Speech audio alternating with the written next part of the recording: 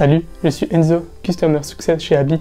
Dans cette vidéo, nous allons voir les différences entre l'entreprise individuelle et l'entreprise individuelle à responsabilité limitée, ainsi que leurs avantages et leurs inconvénients. L'EI et l'EIRL sont identiques dans la forme. Ces deux statuts vous permettent d'entreprendre seul et d'être les seuls décisionnaires de votre entreprise.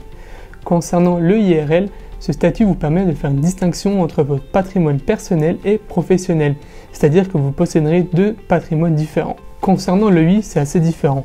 Votre patrimoine personnel et professionnel ne font qu'un, c'est-à-dire que si vous avez des dettes, votre patrimoine personnel pourrait être utilisé pour régler vos dettes. Nous allons voir maintenant les avantages et inconvénients de chaque statut. Commençons tout d'abord avec les avantages de l'EI. Premièrement, c'est que l'on est son propre patron et le seul décideur de l'entreprise. Ensuite, la création est très simple, il y a peu de formalités.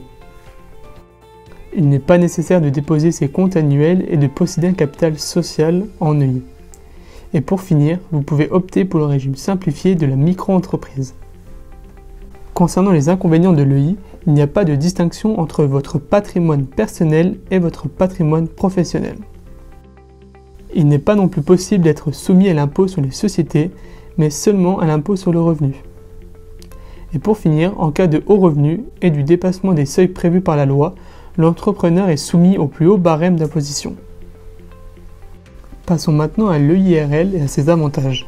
Comme pour l'EI, vous êtes votre propre patron et le seul décideur. Il y a une distinction entre votre patrimoine personnel et professionnel. Vous avez la possibilité de cumuler le statut d'EIRL au régime de la micro-entreprise. Vous pouvez choisir le régime fiscal de l'impôt sur les sociétés. Concernant les inconvénients de ce statut, il y a plus de formalités que pour une EI due à la séparation des patrimoines.